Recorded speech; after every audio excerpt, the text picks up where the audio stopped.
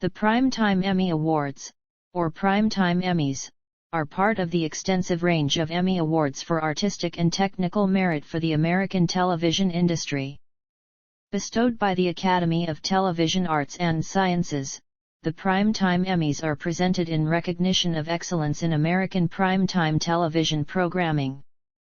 The award categories are divided into three classes: the regular Primetime Emmy Awards, the Primetime Creative Arts Emmy Awards to honor technical and other similar behind-the-scenes achievements, and the Primetime Engineering Emmy Awards for recognizing significant contributions to the engineering and technological aspects of television.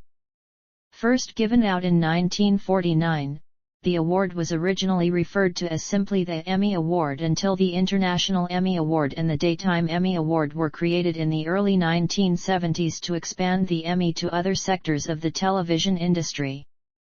The Primetime Emmy Awards generally air every September, on the Sunday before the official start of the fall television season. Since 1995, the Emmys have been broadcast in rotation among the four major networks, each network taking turns to air the ceremony every 4 years. The ceremony is typically moved to late August if it is broadcast by NBC, so that it does not conflict with NBC's commitment to broadcasting Sunday night NFL games. The 2018 ceremony, broadcast by NBC, was moved back to September and aired on a Monday. Winners and nominees. The nominations for the 74th Primetime Emmy Awards were announced on July 12, 2022, by J.B. Smoove and Melissa Fumero alongside Television Academy CEO Frank Sherma. Including nominations at the 74th Primetime Creative Arts Emmy Awards, Succession led all programs with 25 nominations, followed by Ted Lasso and The White Lotus with 20 nominations each. HBO and HBO Max combined for 140 nominations, more than any other network/platform. HBO's 108 nominations surpassed Netflix's second-place tally of 105. Succession earned 14 nominations for acting, surpassing the previous drama series record of 12 set by The West Wing and the overall record of 13 set by Roots and Rich Man. Poor Man's Squid Game became the first non-English language program to be nominated for Outstanding Drama Series. Quinta Brunson became the first black woman to earn 3 comedy nominations in a single year for Abbott Elementary. Bet, through its streaming service, earned its first major scripted series nomination with The Ms. Pat Show. The winners were announced on September 12, following the Creative Arts Emmys on September 3 and 4. HBO and HBO Max led all networks and platforms with 38 total wins, reclaiming the top spot after falling behind Netflix the previous year. The latter had won 44 the previous ceremony, but only won 26 this year. The White Lotus led all programs with 5 major wins, while Succession and Ted Lasso each won their second overall series awards. The former also led all programs when including Creative Arts Emmys with 10. For their work on Squid Game, Lee Young-jae and Wang Dong-hyuk became the first Asians to win for Outstanding Lead Actor in a Drama Series and Outstanding Directing for a Drama Series, respectively. At age 26, for her performance in Euphoria, Zendaya became the youngest 2-time winner for acting and the first black woman to win Outstanding Lead Actress in a Drama Series twice, while Cheryl Lee Ralph became the second black actress to win Outstanding Supporting Actress in a Comedy Series for her performance in Abbott Elementary, following Jackie Harry's win 35 years earlier. Abbott Elementary creator Brunson also became the second black female to win Outstanding Writing for a Comedy Series, following Lena Waithe's win for Master of None in 2017. Winners are listed first, highlighted in boldface, and indicated with a double dagger. For simplicity, producers who received nominations for program awards have been omitted. Programs: Acting, Lead Performances, Supporting Performances, Directing, Writing. Governor's Award. The Governor's Award was presented to the Geena Davis Institute on Gender in Media in recognition of their efforts to promote gender balance and foster inclusion throughout the entertainment industry. Nominations and wins by program.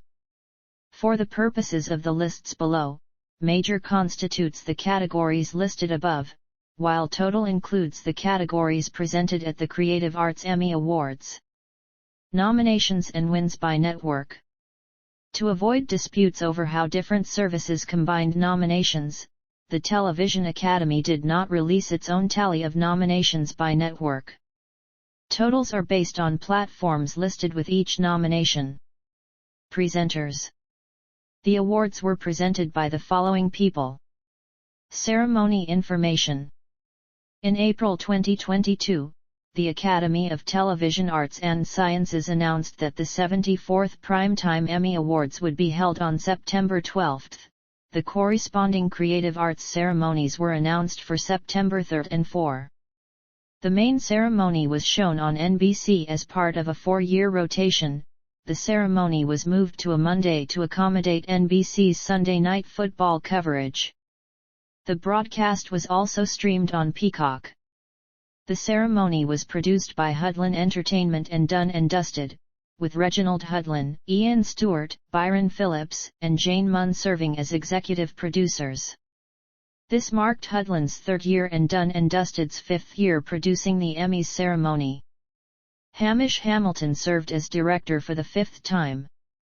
The ceremony returned to the Microsoft Theater in downtown Los Angeles, California after 2 years at other venues due to the COVID-19 pandemic. Zed and comedian Sam Jay served as the ceremony DJ and announcer, respectively. On August 9, 2022, it was announced that Kenan Thompson would host the ceremony. The producers reportedly approached Chris Rock and Dwayne Johnson to host the ceremony, but had no success. NBC late-night hosts Jimmy Fallon and Seth Meyers, both past Emmys hosts, were also reportedly uninterested in the role. Sharma initially indicated that a hostless ceremony was being considered, but the Television Academy quickly clarified that such an option was not being pursued. Emmys realignment. In December 2021, ATAS and the National Academy of Television Arts and Sciences announced a major realignment of the Emmy Award ceremonies. This was in response to the growth of streaming television, which blurred the lines in determining which shows should fall under the daytime or primetime Emmys. The two ceremonies' scopes were changed to revolve around factors such as the themes and frequency of such programming, rather than strictly dayparts. Among the major changes that took effect at the 49th Daytime Emmy Awards in June 2022 and at the 74th Primetime Emmy Awards in September 2022. Daytime dramas, as defined as any multi-camera, weekday daily serial, spin-off or reboot, remained at the Daytime Emmys, but most other scripted dramas and comedies had to enter into the Primetime Emmys. For example, the streaming limited series Days of Our Lives, Beyond Salem could still enter into the Daytime Emmys because it is a spin-off of the daytime soap opera Days of Our Lives, but other programs such as The Bay had to move to the Primetime Emmys. Talk shows were divided between the daytime and primetime Emmys based on format and style characteristics reflective of current programming in the daytime or late-night space. Such programs could petition to switch ceremonies, such as the previous Daytime Emmy winner The Ellen DeGeneres Show, whose format is more similar to the late-night talk shows awarded at the Primetime Emmys. All children's programming categories were moved to the new Children's and Family Emmy Awards. Categories for morning shows were moved from the Daytime Emmys to the News and Documentary Emmy Awards or to the Daytime Emmys talk show categories, depending on format. Categories for game shows and instructional programming remained split this year between the Daytime and Primetime Emmys, with their realignment to be determined in 2023. Other rule changes. Several other rule changes were implemented for the ceremony. Most notably, programs were no longer categorized as dramas or comedies based on runtime. Instead, producers determined where their programs were submitted, with the Television Academy reserving the right to review decisions. The distinction had previously been adjusted in 2015 to consider half-hour programs as comedies and hour-long programs as dramas. The exception to the new rule were programs under 20 minutes, which had to be submitted in short-form categories.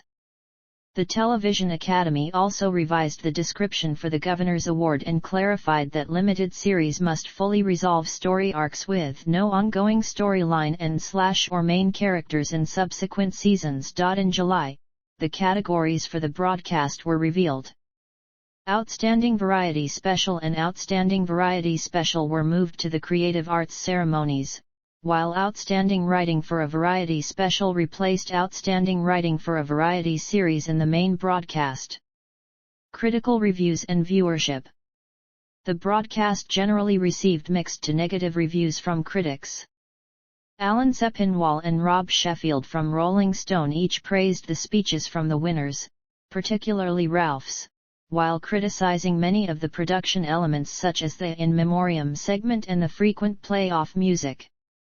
The Hollywood Reporter's Daniel Feinberg criticized other production decisions, such as the opening number, the dedicated DJ and announcer, and the various montages. He ultimately found the broadcast forgettable, remarking in reference to the previous Academy Awards 6 months prior, "At least it wasn't a catastrophe." Mike Hale, writing for the New York Times, found the scripted portions weak and remarked that there seemed to be a consensus, organized or not, to keep it light. The Boston Globe's Yvonne Abraham complimented Thompson as a likable host and praised several of the speeches and presenters, but she ultimately found the ceremony to be just another TV awards show, long and stuffed with unnecessary montages and comedy bits. Robert Lloyd of the Los Angeles Times also complimented Thompson despite being saddled to some dumb bits. However, he criticized the show's pace, calling it fast and somewhat exhausting, and compared the atmosphere to watching through a window. Conversely, Manuel Betancourt was more positive in his review for the AV Club, remarking that the program offered plenty of laughs and that it served as a reminder that the boob tube still has the power to inspire wide-eyed girls and boys alike. Competing with the season premiere of Monday Night Football on ABC and ESPN, the ceremony was viewed by 5.92 million people in the United States, making it the least viewed in Emmys history, representing a 19% decrease over the previous years. Ceremony. It also achieved a 1.09 rating among adults ages 18-49. The ratings figures only include those who watched the telecast on NBC, and not those who streamed it on Peacock.